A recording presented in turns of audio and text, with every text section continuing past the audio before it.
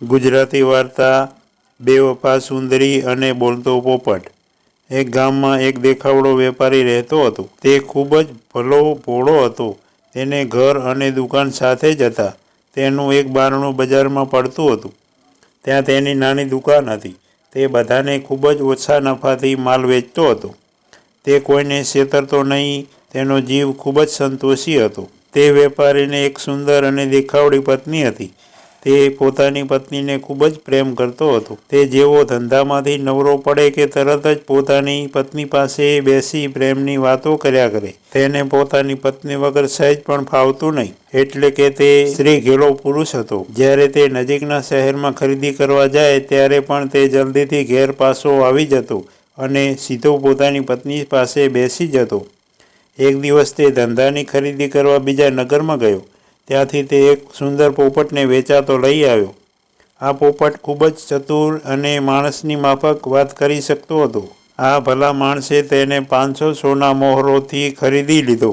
તે પોપટને એવા વિચારોથી લાવ્યો હતો કે જ્યારે પોતે ખરીદી કરવા બીજા નગરમાં જાય ત્યારે પોતાની ગેરહાજરીમાં ઘરમાં શું શું બને છે તે જાણવા માટે આ પોપટ કામ લાગશે। આ રીતે પોતાની પત્ની ઉપર શંકા કરવા લાગ્યો। આવા બોલતા પોપટને જોઈ તેની સ્ત્રી પણ ઘણી ખુશ થઈ ગઈ। આ વેપારીએ તે પોપટના પાંજરાને એવી જગ્યાએ ટીંગાડ્યું કે પોપટ ઘરમાં થતું બધું જોઈ શકે અને સાંભળી શકે। એક દિવસ પેલો વેપારી ખરીદી કરવા માટે બીજા નગરે ગયો। તે એક રાત રોકાઈને બીજા દિવસે આવવાનો હતો। તેની પત્ની પોતાના પડોશમાં રહેતા એક યુવાનની સાથે પ્રેમ કરતી હતી। આજે વેપારી ન હોવાને લીધે તેણે સ્વતંત્રતા મળી ગઈ। તેણે પેલા યુવાનને પોતાના ઘેર બોલાવવાનું વિચાર્યું।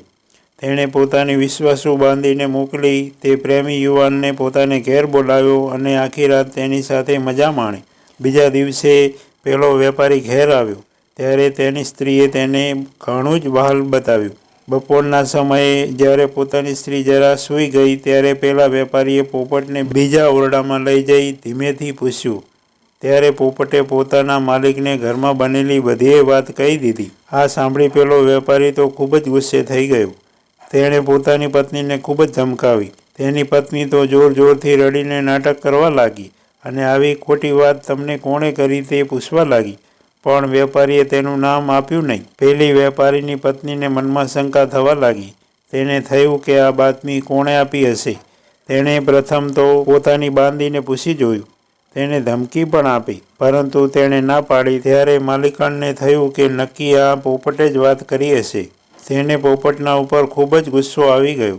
તે પોપટને ગમે તે રીતે મારી નાખવાની યોજના કરવા માંડી। પોપટને પણ પોતાની માલકીનના બદલાયેલા વર્તન ઉપરથી ખબર પડી ગઈ કે જરૂર હવે મારું આવી બન્યું। તે સ્ત્રી મને મારીને જ જમશે। આ વાતને થોડા દિવસો ગયા કે વેપારીને ફરી ખરીદી કરવા માટે બીજા નગરમાં જવાનું થયું। વેપારી જેવો બહાર ગામ ગયો કે તરત જ વેપારીની પત્નીએ રાત્રિના સમયે ખાસ 3 બાંદીઓને બોલાવી। તેણે એક બાંદીને અનાજ દળવાની ઘંટી ચલાવવાનું, બીજીને જારીમાં પાણી ભરીને પોપટના પિંજરા ઉપર છાંટ્યા કરવાનું અને ત્રીજી બાંદીને કાચની આરસી પર દીવાનો પ્રકાશ પાડી વારંવાર ફેંકવાનું કહ્યું, જેથી પોપટને આ પરિસ્થિતિ વાદળના ગડગડાટ અને વીજળીના ચમકારા સાથે વરસાદનો ખ્યાલ આપે। જ્યારે ચોથી બાંદીને પેલા પ્રેમી યુવાનને આમંત્રણ આપવા માટે મોકલી। તેણે પોપટનું પાંજરું પણ બહાર ટીંગાડી દીધું। તેણે બધી બાંદીઓને કડક સૂચના આપી દીધી કે આ પોપટ તમને પેલા યુવાન સાથે ન જુએ તેનો ખ્યાલ રાખવો। અંધારું થતાં પેલો યુવાન ત્યાં આવી પહોંચ્યો। તેણે આખી રાત વેપારીની પત્ની સાથે આનંદથી વિતાવી। સવાર થતાં જ પેલી બાંદીઓએ આખા ઘરને સાફ કરી નાખ્યું અને પોપટના પાંજરાને તેની જગ્યાએ ગોઠવી દીધું। વેપારી ઘેર આવ્યો ત્યારે તેની પત્નીએ તેને ખૂબ જ પ્રેમથી સ્વાગત કર્યું। પેલો વેપારી તો બપોર થવાની વાટ જોવા લાગ્યો। તેનું મન હવે તેની પત્ની પ્રત્યે શંકાશીલ બની ગયું હતું। તે બપોરનું ભોજન લઈ આરામ કરવા આડો પડ્યો। તેની પત્ની પણ બપોરના સમયે સૂઈ ગઈ ત્યારે વેપારીએ ધીરે રહી પોપટના પાંજરાને બીજા ઓરડામાં લઈ જઈ ઘરના વિશે પૂછ્યું ત્યારે પોપટે કહ્યું, માલિક, કાલે રાત્રે ઘરમાં શું બન્યું તેની મને કાંઈ જ ખબર નથી, કારણ મારું પાંજરું માલકીણે બહાર રાખ્યું હતું। વળી ચારે બાજુએ વીજળીના ચમકારાથી મારી આંખો અંજાઈ જતી હતી અને વાદળોના ગડગડાટ સાથે વરસતા વરસાદમાં મને કાંઈ જ ખબર પડી નહીં। પોપટની વાત સાંભળી વેપારી તો ઘણો નવાઈ પામ્યો। તેને ખબર હતી કે રાત્રે સહેજ પણ વરસાદ પડ્યો ન હતો. તેને લાગ્યું કે નક્કી આ પોપટ જૂઠું બોલે છે. તેણે પહેલી વાર કરેલી વાત પણ જૂઠી જ હશે. તેને પોપટ પર ગુસ્સો આવ્યો, કારણ તેણે પોતાની પત્ની ઉપર ખોટું આડ ચડાવ્યું હતું. તેણે તરત જ કાંઈ પણ વિચાર કર્યા વગર પોપટની ડોક મરડી કાઢી તેને મારી નાખ્યો. જ્યારે આ વાતની ખબર તેના પડોશીને પડી એટલે તરત જ એણે વેપારીને પોતાના ઘેર બોલાવ્યો અને તેણે આખી રાતની બીના કહી સંભળાવી. પેલા પાડોશીએ રાતના અંધારામાં પેલા યુવાનને વેપારીના ઘરમાં સાનો માનો જતો જોયો હતો.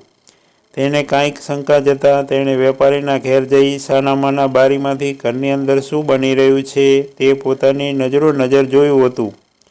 તેણે પોપટ સાથે બનેલ બીના પણ વિગતવાર કહી સંભળાવી. હે દોસ્ત, તે આજે ઉતાવળિયો નિર્ણય લઈ સુંદર મજાનો બોલતો પોપટ ગુમાવ્યો. તારી આ સ્વરૂપવાન સ્ત્રી બેવફા છે. પોપટે તને જે વાત કરી હતી તે બધી જ સાચી હતી. આ વખતે પણ તે સાચું જ બોલ્યો હતો. તારી બેવફા વર્તે પોતાની પાપલીલા છુપાવવા માટે ઘરમાં વરસાદની પરિસ્થિતિ ઊભી કરી હતી. હવે દોસ્ત, તને આવું બોલતું પંખી ક્યાંથી મળવાનું હતું? તું હવે નિર્ણય કર કે જિંદગીમાં ઉતાવળિયું પગલું ભરીશ નહીં. વેપારીને પોતાની ભૂલ સમજાઈ ગઈ. તે પોતાના વર્તન બદલ ખૂબ જ પસ્તાવા લાગ્યો. તે પોતાના ઘેર ગયો અને પેલી બાંધીઓને બોલાવી તેના ઉપર ખૂબ જ ગુસ્સે થયો. માલિકના આવા ભયંકર ગુસ્સાથી પેલી બાંધીઓ ધ્રુજીને બધી વાત કરી દીધી. પછી વેપારી પોતાની બેવફા સ્ત્રી પાસે ગયો અને તરવાર લઈ તેને મારી નાખવાની દમદાટી આપી ત્યારે તે પતિના ચરણોમાં ઢળી પડી અને પોતાની ભૂલની માફી માગવા લાગી. તેણે પતિને કહ્યું, જિંદગીમાં હવે કદી આવી ભૂલ નહીં થાય. છેવટે વેપારીએ તેને માફ કરી દીધી. મિત્રો, દરરોજ નવી વાર્તા સાંભળવા માટે સબસ્ક્રાઈબ કરો અમારી ચેનલને. ધન્યવાદ.